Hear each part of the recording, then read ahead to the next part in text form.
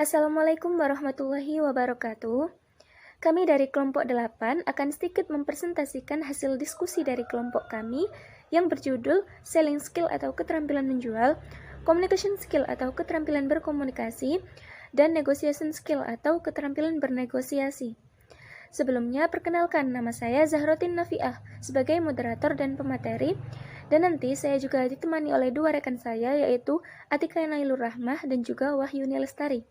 Selamat menyaksikan.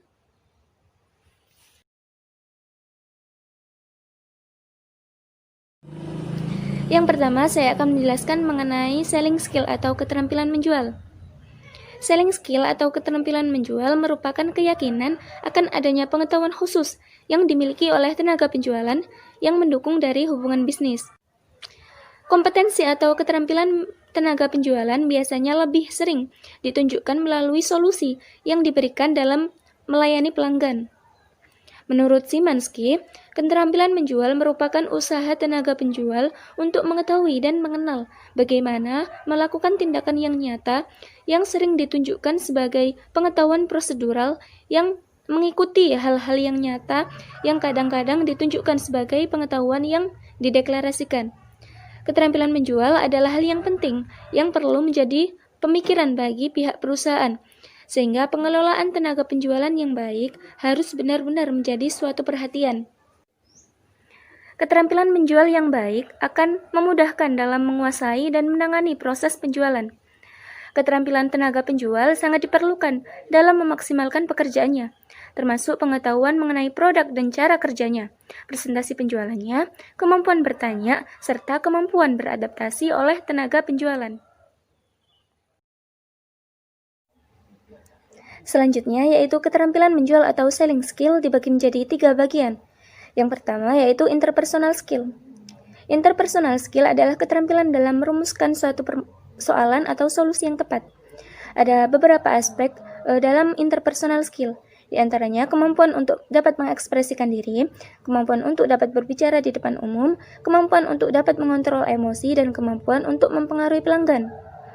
Beberapa aspek tersebut ini sangat diperlukan ketika tenaga penjual melakukan komunikasi dan interaksi dengan pelanggan. Ketika seorang tenaga penjual memiliki keterampilan secara interpersonal yang baik, maka kinerja dari tenaga penjual tersebut juga akan meningkat. Interpersonal skill secara signifikan dapat meningkatkan kinerja tenaga penjual. Yang kedua yaitu salesmanship skill. Seorang tenaga penjual perlu memiliki suatu keterampilan mengawali dan menutup presentasi kepada pelanggan. Salesmanship skill meliputi tentang keterampilan mendapatkan pembeli, keterampilan dalam melakukan presentasi penjualan, dan keterampilan untuk melayani pelanggan. Dan yang ketiga yaitu technical skill.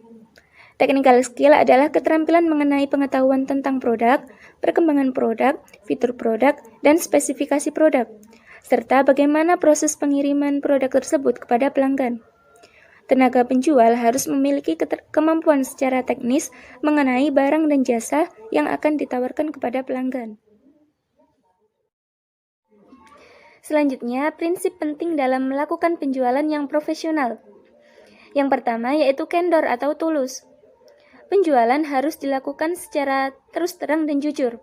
Jika penjual tidak tahu, maka jangan pura-pura, jangan bohong, dan jangan memberikan pernyataan yang tidak benar.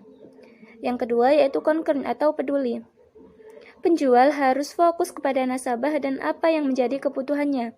Pahami permasalahan nasabah, mengapa mereka mempermasalahkan, berempati terhadap persoalan yang dihadapi, dan hargai mereka. Yang ketiga yaitu kompeten atau cakap. Penjual harus bisa memahami bagaimana produk dan jasa yang ditawarkan dapat mempengaruhi kebutuhan nasabah, termasuk memahami bagaimana produk dan jasa tersebut bisa memberikan solusi terhadap persoalan yang dihadapi. Selanjutnya yaitu tahap dalam proses penjualan. Yang pertama yaitu opening atau pembukaan. Opening atau pembukaan adalah tahap pemanasan. Penjual harus memberikan kenyamanan dan harus bisa menentukan tujuan. Karena terkesan langsung to the point, maka ada 4 langkah yang harus dilakukan agar nasabah nyaman, yaitu yang pertama, memberikan perhatian khusus kepada nasabah lewat senyum yang tulus, kontak mata yang bersahabat, memberikan pujian, fokus dan tidak melakukan interupsi yang tidak penting yang dapat merusak suasana. Yang kedua yaitu berkenalan disertai dengan memberikan kartu nama, menulis nama nasabah, menanyakan panggilan yang pantas dan yang disenangi, serta mengingat dan memanggil namanya. Yang ketiga yaitu perjelas tujuan nasabah dengan memastikan bahwa nasabah merasa senang dan nyaman serta tidak menerka atau menebak kebutuhannya. Dan yang terakhir yaitu gali informasi mengenai nasabah sebelum membuka pembicaraan dengan cara meminta izin. Apakah boleh bertanya? Jelaskan pertanyaan tersebut untuk membantu pembicaraan. Yang kedua yaitu investigating atau investigasi. Investigasi adalah proses untuk mengetahui kebutuhan nasabah dengan cara bertanya dan fokus pada situation question dan problem question. Situation question dilakukan untuk menggali fakta guna menentukan apakah nasabah tersebut memenuhi syarat untuk produk dan jasa yang ditawarkan. Dan problem question diajukan untuk menemukan masalah dan kebutuhan nasabah. Yang ketiga yaitu demonstrating capability. Penjual harus mengetahui produk yang dijual apa yang tepat untuk nasabah. Jelaskan fitur produk secara lengkap dan manfaat apa yang diperoleh oleh nasabah. Penguasaan fitur dan pengetahuan tentang produk merupakan faktor yang penting untuk dapat memunculkan komitmen nasabah. Yang keempat yaitu obtaining commitment. Obtaining commitment adalah kesepakatan yang diperoleh dari nasabah untuk melanjutkan transaksi dengan cara memastikan bahwa permasalahan telah dipahami dan tidak ada hal yang penting yang terlewatkan.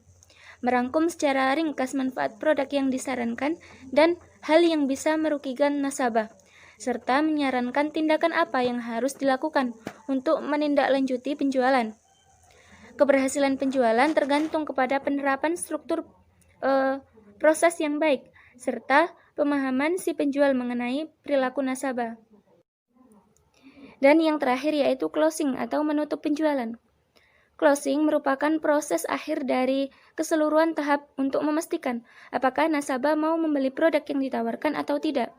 Jika keputusannya tidak membeli, maka perlu untuk diatur jadwal pertemuan khusus lebih lanjut. Selanjutnya, materi yang terakhirnya akan saya bahas yaitu mengenai penerapan selling skill pada staf marketing di PT BPR Mekar Nugraha. Penelitian ini dilakukan oleh Octavian Putra dan kawan-kawan yang saya ambil dari jurnal prediksi. Penelitian tersebut dilakukan di PT BPR Mekar Nugraha yang merupakan sebuah perusahaan di bidang perbankan.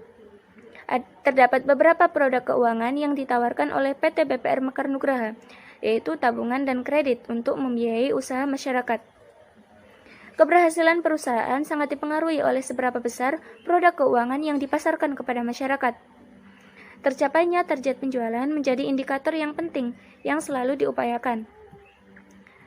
Pemasaran produk di PT BPR Mekar Nugraha dilakukan oleh tenaga penjual atau staf marketing yang memiliki tugas utama memasarkan produk kepada masyarakat, menganalisa pengajuan kredit, hingga penanganan kredit yang bermasalah.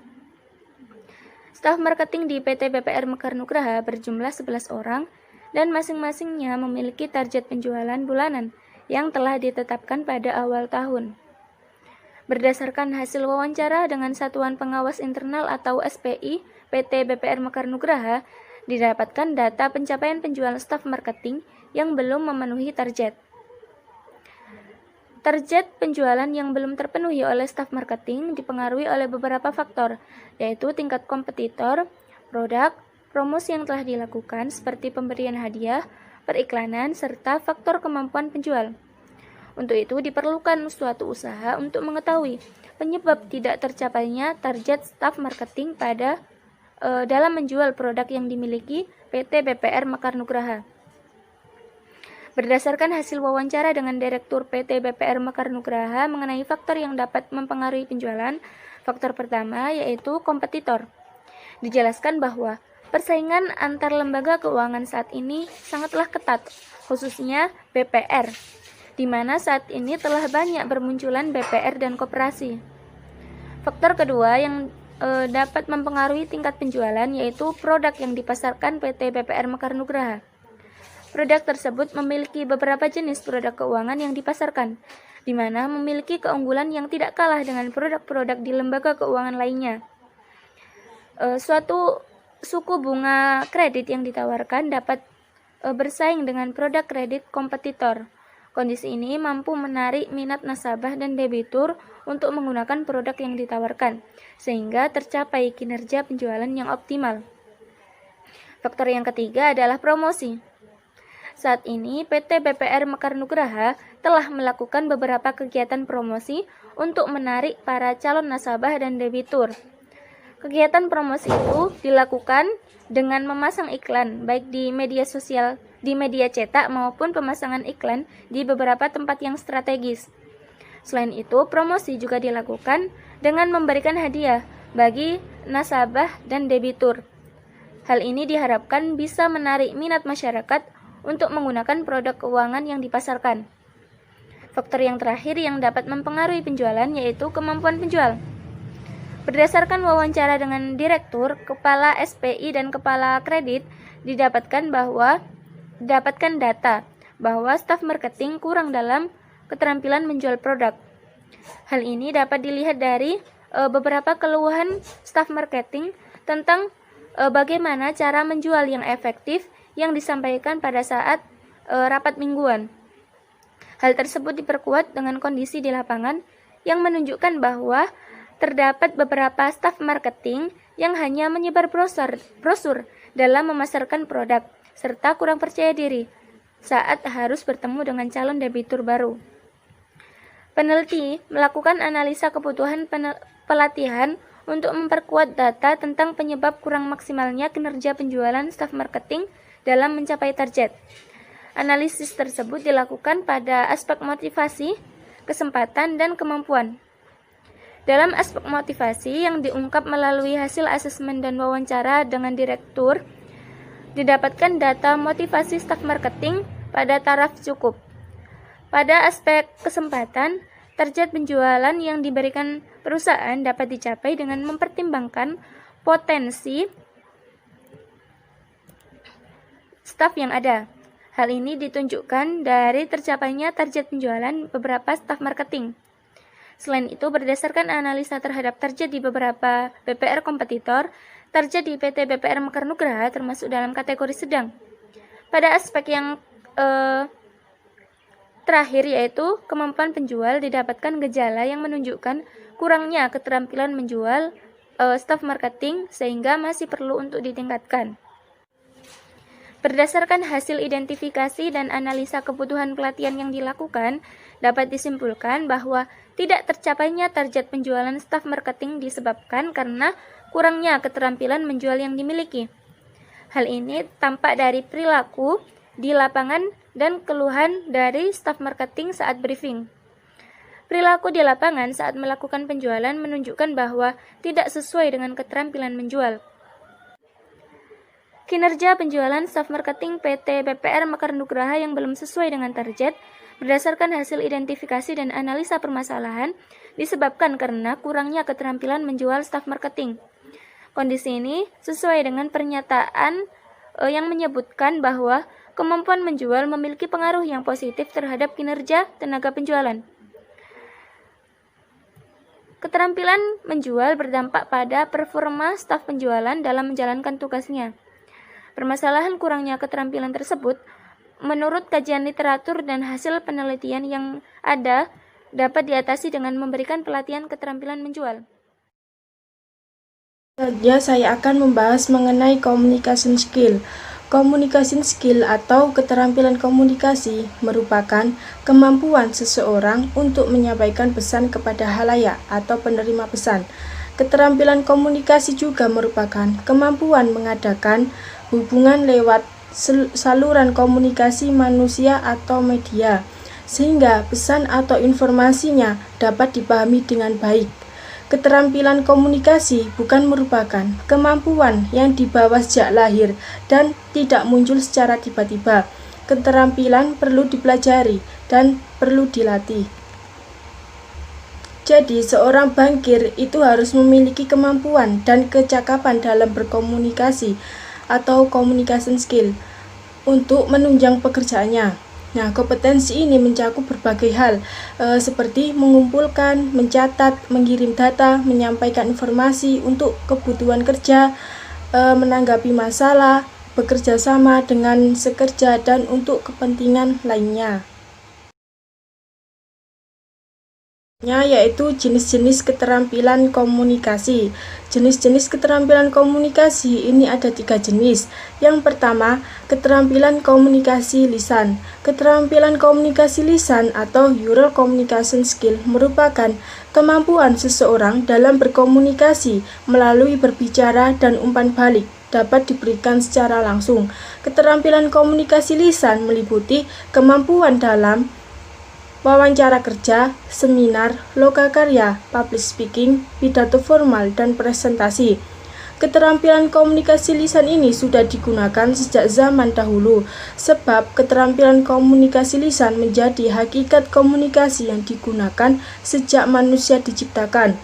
Komunikasi lisan menjadi sebuah budaya bagi masyarakat dalam menyampaikan pesan secara lisan atau kata-kata, seperti halnya kita berbicara kepada orang lain dan dalam masyarakat.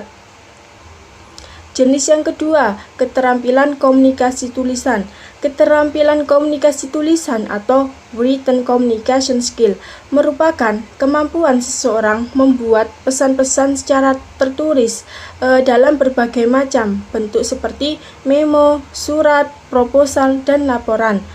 Adapun kelebihan keterampilan komunikasi tulisan ialah penulis memiliki kesempatan untuk merencanakan dan mengendalikan pesan-pesan yang dibuat. Keterampilan komunikasi lisan dan tulisan memiliki perbedaan baik dalam media maupun cara pencapaiannya. Selanjutnya, jenis yang ketiga yaitu keterampilan komunikasi visual. Keterampilan komunikasi visual merupakan kemampuan seseorang dalam mengkomunikasikan pesan atau informasi dengan pembaca dengan berbagai kekuatan visual seperti tipografi, ilustrasi, warna, garis, dan lain sebagainya. Dengan bantuan teknologi, keterampilan komunikasi visual salah satunya dapat dilihat dari karya desain grafis.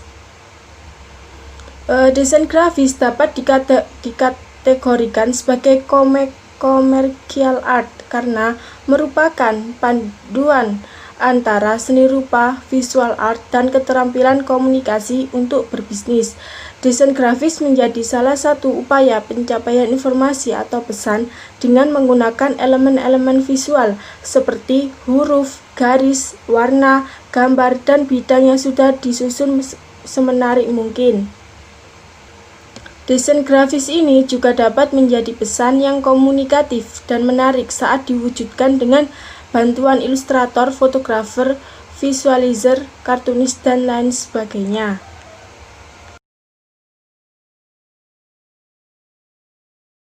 Selanjutnya yaitu manfaat komunikasi di tempat kerja. Komunikasi merupakan upaya untuk membuat pendapat, menyatakan perasaan, menyampaikan informasi agar diketahui dan dipahami orang lain. Luckman mendefinisikan komunikasi sebagai to make opinion, feelings, information, know or understood by other. Keterampilan mengungkapkan keinginan, ide, dan pikiran tersebut sangat diperlukan dalam dunia pekerjaan agar tercipta komunikasi yang efektif. Apalagi dalam suatu perusahaan terdapat karyawan dengan berbagai latar belakang, pendidikan, sosial budaya, ekonomi, dan karakter dengan tuntunan mencapai tujuan yang sama. Nah, manfaat komunikasi bagi karyawan antara lain yang pertama, memperoleh keterangan atau informasi yang diperlukan dalam bekerja. Yang kedua, mampu mewujudkan kerjasama antar personel untuk membentuk tim yang solid. Yang ketiga, menciptakan layanan yang baik terhadap internal dan eksternal perusahaan. Yang keempat, mempermudah dalam pengambilan keputusan. Yang kelima, memudahkan dalam menyampaikan kebijakan, peraturan, dan ketentuan yang berlaku di tempat kerja. Yang keenam, meningkatkan nilai kebersamaan dan kekeluargaan di tempat kerja. Dan yang ketujuh, mempermudah karyawan dan pimpinan dalam mengakses perkembangan ilmu dan teknologi. Selanjutnya, manfaat komunikasi bagi organisasi perusahaan. Nah, yang pertama, menciptakan kepuasan kerja perusahaan. Idealnya, mampu menciptakan keterbukaan sehingga hubungan antara atasan dengan bawahan dan sesama karyawan berjalan harmonis. Kondisi kerja yang kondusif, bersahabat, serta adanya semangat bersama guna memajukan perusahaan dapat mendorong bawahan menyampaikan ide-ide inovatif. Ide-ide tersebut harus diikuti pula dengan umpan balik yang positif sehingga menumbuhkan motivasi kerja yang tinggi karena karyawan merasa dihargai. Yang kedua, menyelesaikan konflik komunikasi yang terbuka di tempat kerja dapat membantu mencegah dan menyelesaikan konflik yang terjadi. Nah, misalnya dua orang karyawan berselisih pendapat akibat perbedaan pandangan. Maka konflik tersebut akan lebih mudah diselesaikan melalui diskusi dan kompromi. Selanjutnya, yang ketiga, meningkatkan produktivitas. Komunikasi efektif yang terjadi di tempat kerja merupakan hal yang sangat positif dan penting bagi keberhasilan perusahaan. Tujuan bisnis perusahaan yang dipandu oleh visi dan misinya harus dikomunikasikan secara jelas kepada segenap karyawan sehingga setiap orang yang terlibat mengarah ke titik tujuan yang sama dan tercipta produktivitas dalam perusahaan. Selanjutnya yaitu komunikasi yang efektif.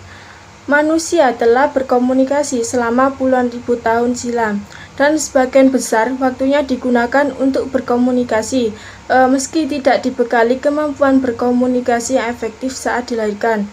Nah, menurut Siswanto Sutojo dan Michelle Setiawan, komunikasi dapat dinilai efektif jika pesan yang disampaikan bisa mengerti oleh si penerima secara utuh dan reaksinya sesuai dengan harapan si pengirim. Komunikasi efektif paling tidak harus menghasilkan 5 hal, yakni pengertian, kesenangan, pengaruh pada sikap hubungan yang makin baik dan tindakan. Nah, komunikasi efektif ini yang pertama ada proses komunikasi. Dalam proses komunikasi terjadi hubungan antara komunikator atau orang yang menyampaikan pesan dengan komunikan atau orang yang menerima pesan, sehingga terjadi feedback atau umpan balik yang menimbulkan proses interaksi dua arah. Yang kedua, komunikasi yang efektif ada unsur komunikasi. Nah, unsur komunikasi yang pertama, komunikator atau orang yang menyampaikan pesan. Yang kedua, komunikan, orang yang menerima pesan. Yang ketiga, channel atau saluran komunikasi. Yang keempat, pesan atau isi berita. Dan yang kelima, respon atau sebagai umpan balik atau reaksi. Komunikasi yang efektif ada jenis komunikasi. Yang pertama, jenis komunikasi lisan adalah cara dan proses komunikasi akibat adanya pesan yang disampaikan oleh komunikator kepada komunikan secara langsung pada saat pembicaraan. Jenis yang kedua, komunikasi tulisan, merupakan cara menyampaikan pesan secara tidak langsung melalui tulisan. Perkembangan teknologi informasi telah membuat komunikasi tulisan dapat dilakukan melalui media chat. Komunikasi ini bisa dilakukan melalui surat elektronik mail atau surat elektronik ataupun lewat chatting forum. Yang keempat, teknik komunikasi yang efektif. Beberapa hal yang mesti dilakukan agar komunikasi berlangsung efektif. Yang pertama, mendengar secara aktif. Yang kedua, terampil dalam berbicara. Yang ketiga, gaya bicara yang tepat. Yang keempat, penampilan yang menarik seperti pakaian, pandangan mata, raut muka, setiap badan, suara tulisan, senyuman, jabatan tangan, ingatan terhadap nama seorang, dan ketulusan. Nah, sebaliknya terdapat beberapa hal yang membuat komunikasi tidak efektif. Yang pertama, bertele-tele. Yang kedua, malu-malu. Yang ketiga, marah-marah. Yang keempat, maksud yang disampaikan tidak jelas. Yang kelima, maksud atau pesan tersembunyi. Yang keenam, nonverbal. Yang ketujuh, satu arah. Yang kedelapan, tidak responsif. Yang kesembilan, tidak nyambung. Dan yang ke-10 yaitu tidak terbuka. Nah, komunikasi tidak berjalan efektif akibat adanya hambatan dalam proses komunikasi. Di antaranya yang pertama, hambatan komunikator dan komunikan. Hambatan ini disebabkan oleh adanya perbedaan individu, perbedaan peran, kedudukan organisasional, dan perbedaan budaya. Hambatan yang kedua yaitu hambatan kode yang dipakai tiap profesi memiliki istilah teknis yang berbeda. Hambatan yang ketiga yaitu hambatan saluran komunikasi. Umumnya, hambatan saluran komunikasi bersifat teknis. Hambatan yang terakhir yaitu hambatan situasi komunikasi. Hambatan ini berkaitan dengan suasana psikologis yang terjadi saat komunikasi berlangsung. Selanjutnya yaitu berbicara yang efektif. Berbicara adalah proses mengeluarkan suara yang dapat dimengerti sebagai ungkapan pikiran dan perasaan yang dihasilkan berdasarkan koordinasi kerja otak, pita suara, udara, dan alat-alat yang memodifikasi suara. Berbicara efektif adalah berbicara dengan gaya menarik, jelas, dan dapat ditangkap maknanya sehingga dimengerti lawan bicara dan tujuan komunikasi tercapai. Nah, faktor penentu berbicara efektif ada yang pertama, penetapan sasaran. Nah, sebelum berbicara harus menetapkan sasaran yang akan dicapai terlebih dahulu, yaitu tujuan berbicara, seperti untuk presentasi tugas, memimpin rapat, mengisi kajian keagamaan, atau menyampaikan materi di kelas. Nah, agar memudahkan dalam memilih materi yang akan disampaikan. Yang kedua, mengenali pendengar. Mengenali audiens atau pendengar terlebih dulu agar dapat menyusun materi atau kata-kata yang tepat sesuai dengan kondisi usia audiens atau pendengar. Yang ketiga, mempelajari tempat dan sarana. Pelajari kondisi dan suasana sebelum berbicara di depan forum dengan menyurvei tempat, letak duduk audiens, alat yang akan digunakan, dan gangguan yang mungkin timbul. Yang keempat, melakukan manajemen waktu. Manajemen waktu harus diperhatikan dalam rangka berbicara efektif karena berkaitan dengan konsentrasi pendengar. Harus diperhatikan kapan menyampaikan materi, tanya jawab, dan memberikan lelucon atau penyegeraan. Nah, yang kelima, mempersiapkan bahan. Sebelum berbicara harus mempersiapkan bahan, mempelajarinya, menyiapkan contoh, dan menuangkan bahan tersebut ke dalam media atau jika diperlukan. Yang keenam, mengelola teknik penyampaian. Berbicara di depan umum akan berhasil jika mengambung beberapa hal, yaitu menggunakan kata, penggunaan nada dan suara, dan penggunaan ekspresi muka, bahasa tubuh, dan gerakan tubuh. Komunikasi yang efektif yang terakhir yaitu mendengar efektif. Mendengar efektif tidak sekedar mendengar, tetapi mendengarkan dengan konsentrasi diikuti usaha memahami pesan atau informasi yang didengar. Mendengarkan hanyalah usaha memperoleh suatu pengertian atas berita atau pesan dengan menggunakan indera pendengaran, terbatas pada penerima pesan secara lisan.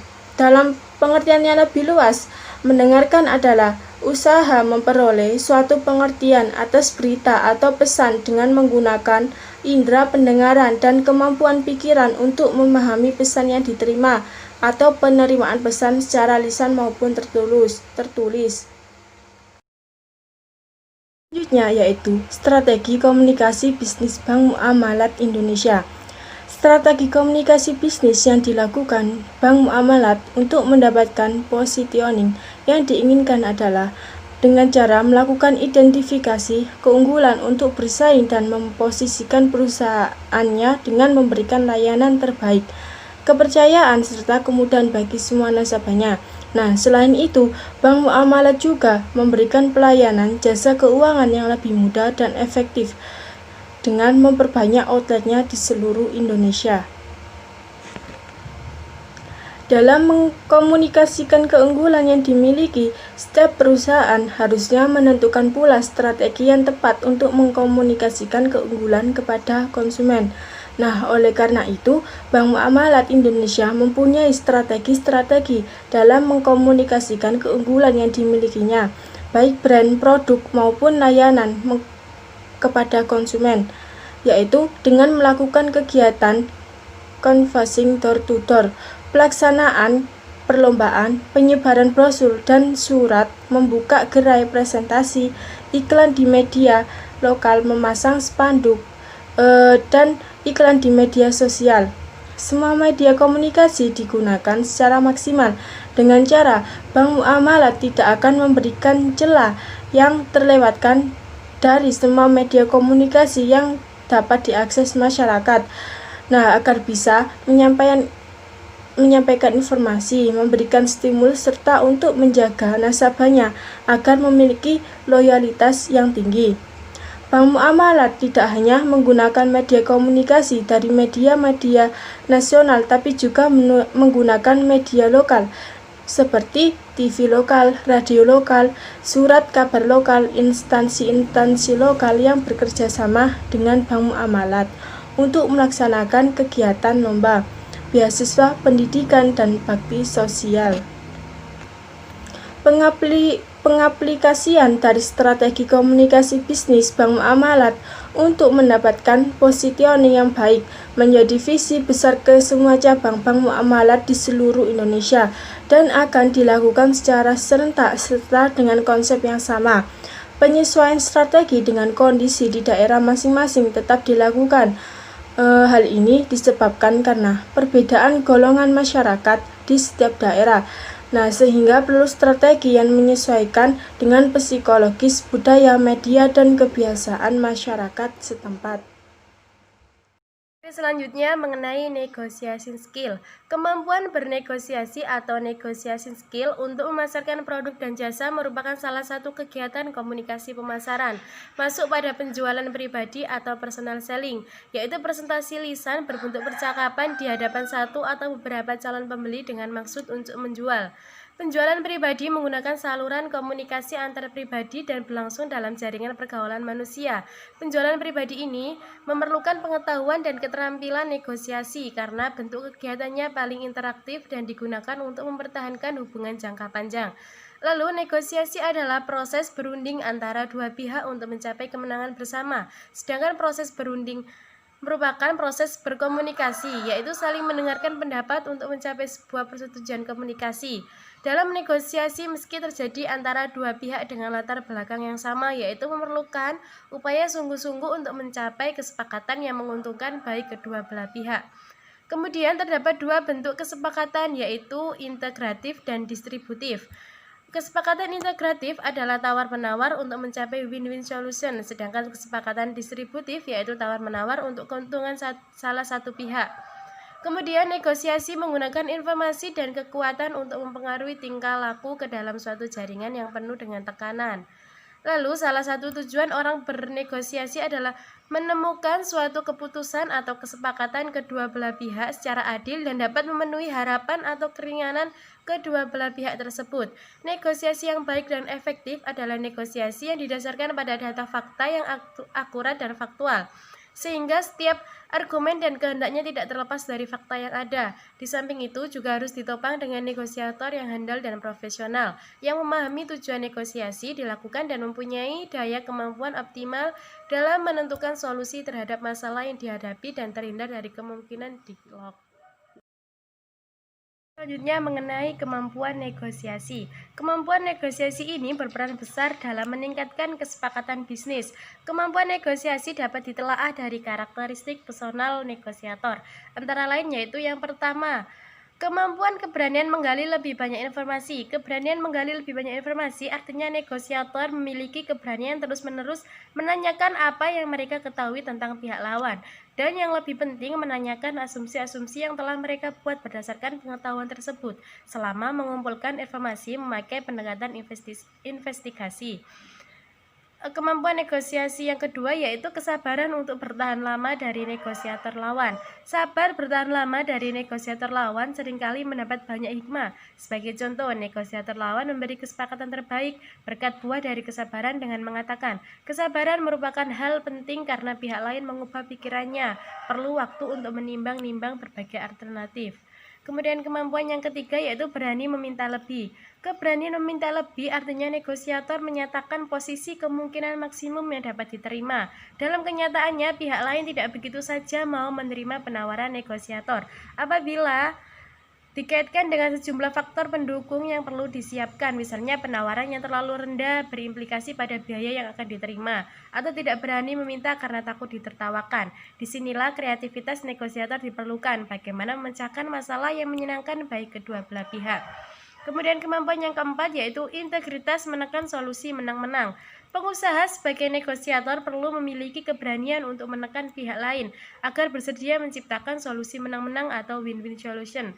Karena negosiator yang berorientasi untuk menciptakan solusi menang-menang perlu dikondisikan agar pihak-pihak yang bernegosiasi sama-sama menang. Artinya pengusaha memperhatikan kepentingan sendiri juga kepentingan pihak lain sehingga sama-sama mencapai win-win solution. Kemudian kemampuan yang terakhir yaitu kesediaan menjadi pendengar yang baik. Kesediaan menjadi pendengar yang baik menjadi salah satu syarat terwujudnya kesepakatan di antara para pihak. Pihak lain akan merasa nyaman membuat kesepakatan dengan kita apabila pihak lain yakin negosiator lebih memahami apa yang dituntutnya dengan menempatkan diri pada posisi orang yang mendengar. Dengan demikian, sebagai contoh, upaya yang dilakukan dengan membuat orang lain nyaman dan senang memperoleh relasi yang banyak. Pembahasan selanjutnya mengenai jenis-jenis negosiasi. Sebagian besar hasil negosiasi akan jatuh ke dalam salah satu dari dua kategori, yaitu menang-menang atau menang kalah. Dengan memahami berbagai jenis negosiasi yang mungkin dihadapi, kalian dapat menentukan keterampilan yang paling relevan untuk peran kalian dan bekerja untuk memperbaikinya.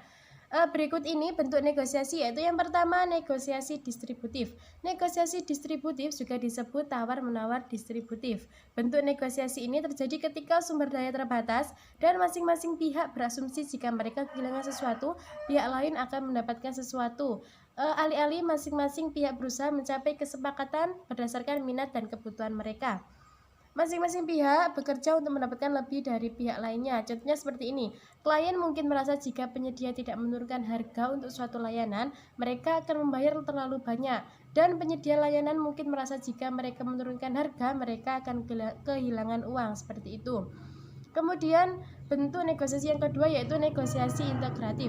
Negosiasi integratif sering disebut sebagai win-win. Negosiasi integratif terjadi ketika semua orang mendapatkan manfaat dari kesepakatan tersebut untuk mencapai kesepakatan integratif. Masing-masing pihak menerima berbagai nilai. Proses negosiasi integratif bisa memakan waktu lebih lama karena kedua belah pihak harus merasa puas sebelum mencapai kesepakatan. Contohnya seperti ini. Jika klien percaya bahwa penyedia harus mengurangi biaya layanan mereka menjadi $800 dan penyedia yakin mereka mempertahankan biaya layanan mereka pada $1.000. Kedua belah pihak dapat menegosiasikan layanan $900. Dalam kasus ini, kedua belah pihak memenangkan $100. Lalu bentuk negosiasi yang ketiga yaitu negosiasi manajemen. Bernegosiasi dengan manajemen bisa membuat orang stres karena dalam beberapa kasus karyawan mungkin merasa tidak nyaman berbagi keinginan dan kebutuhan mereka dengan seseorang yang memiliki posisi yang lebih senior. Namun, kalian akan sering menghadapi negosiasi semacam ini selama proses pencarian kerja dan pengrekrutan. Kalian mungkin harus bernegosiasi gaji, tunjangan, dan tugas pekerjaan kalian. Masing-masing elemen ini dapat berdampak langsung pada kepuasan kerja kalian, jadi penting untuk mengatasinya. Kemudian bentuk negosiasi yang keempat yaitu negosiasi rekan kerja. Bergantung pada pekerjaan kalian, kalian mungkin harus bernegosiasi dengan rekan kerja kalian. Banyak posisi membutuhkan kerjasama tim yang erat dan tanpa keterampilan negosiasi yang kuat. Kalian mungkin menghadapi ketidakseimbangan dalam distribusi pekerjaan. Keterampilan negosiasi memungkinkan rekan kerja mengembangkan rencana yang menguntungkan seluruh tim. Kalian mungkin juga harus bernegosiasi saat menyelesaikan konflik di tempat kerja. Kemudian negosiasi yang terakhir yaitu negosiasi vendor. Beberapa karyawan mengelola vendor eksternal. dan peringkat kinerja mereka mungkin dipengaruhi oleh cara mereka bernegosiasi. Selain itu, kemampuan untuk mencapai kesepakatan dengan penyediaan layanan dapat mempengaruhi hubungan profesional dan kesuksesan bisnis kalian secara umum. Yang terakhir, mengenai implementasi negosiasi terhadap akad murabahah pada BRI Syariah Kantor Cabang Surakarta. Terdapat beberapa kegiatan usaha yang dilakukan oleh PT Bank BRI Syariah. Salah satu kegiatan usahanya ialah penyaluran dana kepada masyarakat, yaitu penyaluran dana dalam bentuk akad murabahah. Penyaluran dana dalam bentuk akad pembiayaan murabahah sudah tentu memerlukan suatu ketentuan dalam bentuk prosedur dan persyaratannya di antara bank syariah dengan nasabahnya. Pada praktek di PT Bank BRI Syariah, selain didasarkan pada peraturan perundang-undangan yang berlaku, juga ditentukan secara khusus oleh PT Bank BRI Syariah dalam bentuk standar prosedur operasional atau SOP tertentu. Prosedur dan persyaratan penyaluran dana berdasarkan akad pembiayaan murabahah PT Bank BRI Syariah cabang secara garis besar ditentukan dalam dua prosedur dan persyaratannya, yaitu yang pertama negosiasi pembiayaan murabahah antara bank dan calon nasabah, serta nasabah melengkapi dokumen yang dipersyaratkan. Kemudian, adapun persyaratan yang harus dilengkapi oleh calon nasabah dalam bentuk dokumen pribadi. Kemudian legalitas usaha dan dokumen pendukung usaha dapat dipenuhi oleh calon nasabah BRI Syariah Kantor Cabang Surakarta, baik sebelum prosedur negosiasi maupun selanya. Ruang lingkup negosiasi awal tersebut adalah prosedur awal atau prosedur permulaan yang nantinya akan sampai pada prosedur berikutnya, antara lain pemenuhan persyaratan, penandatanganan akad pembiayaan murabahah dan pelaksanaannya serta pengawasannya.